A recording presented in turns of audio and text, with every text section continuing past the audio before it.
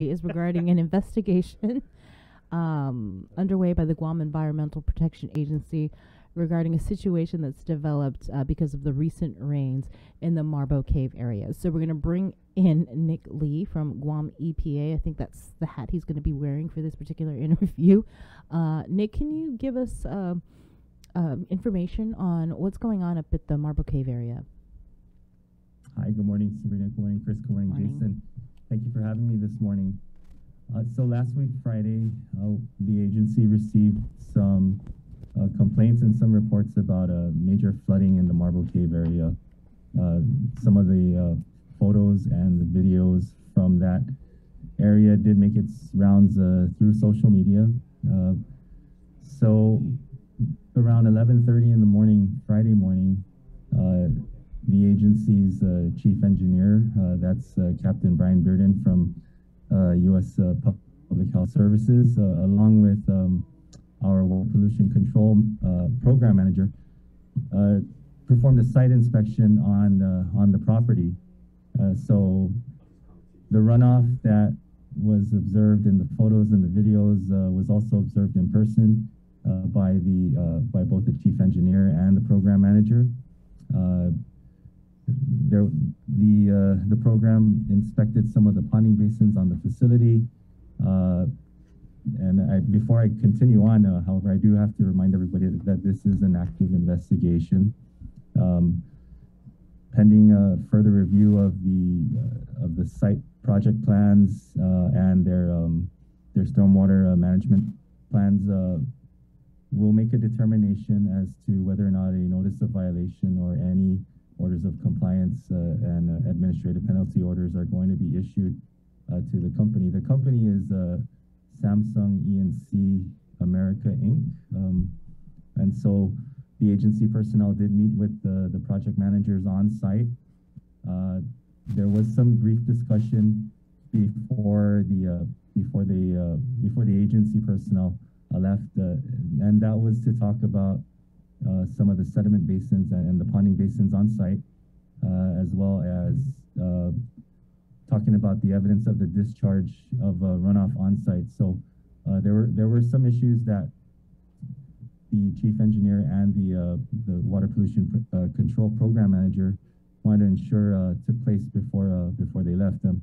It's likely that another follow-up inspection will ensue, and the inspection findings will be reported to both the Guam EPA administrator and the U.S. EPA construction general permits program in Region 9. So the issue is the discharge coming off of the site. There's strong evidence to suggest that the site has not properly managed its project stormwater runoff. Was the water, the runoff also, I guess, getting into the ocean? Or was it just the access road? I'd imagine that that some of the runoff probably could have made its way out there. Anytime you're going to do that type of discharge, you do need something known as an NPEDS permit. That's the National Pollutant Discharge Elimination System permit. So your ponding basins are supposed to be designed where they capture your stormwater runoff, and the idea behind that is, it's going to collect there, and eventually it will percolate down rather than flow out of the property. That did not appear to be happening on the site. So I can't say for sure that it was making its way out towards any navigable waters, but it's possible. Yeah. Mm-hmm. What about, I guess, final approvals when the project is completed to ensure that they met, I guess, all of the compliance requirements, like you're saying, for stormwater protection and things like that?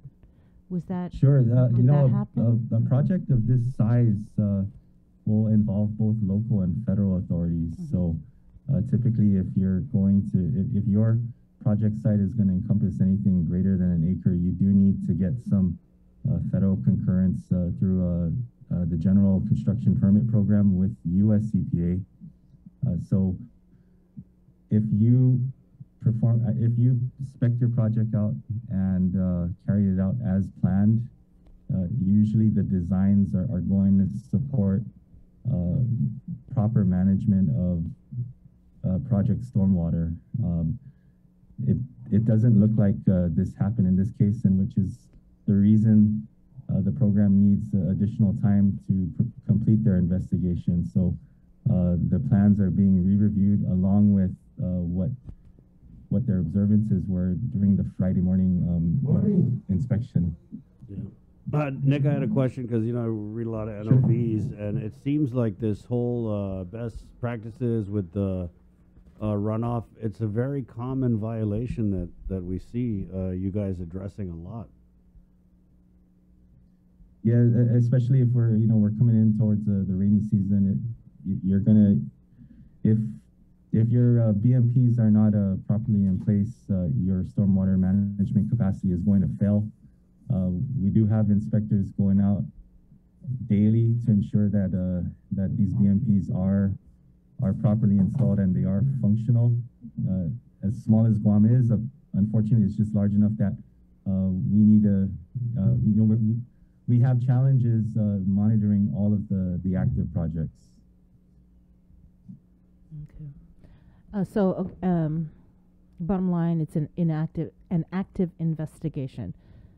That's correct. And notice of violation could be pending. Yes. So the program, along with the chief engineer, did make that statement to the project manager that the findings are going to be reported to both the Guam EPA administrator and the US EPA Construction General Permits Program with Region 9. So at some point, a determination is going to be made, and if a determination is made where there is a violation, then the public can expect enforcement action to ensue. Mm-hmm. And what kind of penalties are we looking at?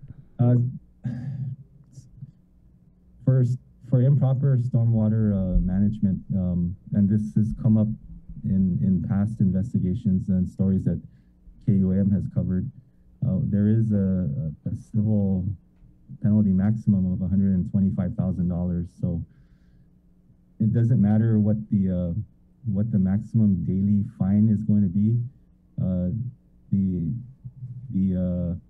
The infraction can only be fined up to $125,000 based on our current statute,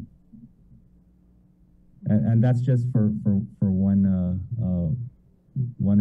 or two different types of violations. I don't know if there are other determinations that are going to be found outside of improper stormwater management. So it's very critical that we allow the program time to make that determination, because anything that I'm going to be offering right now is just going to be speculative.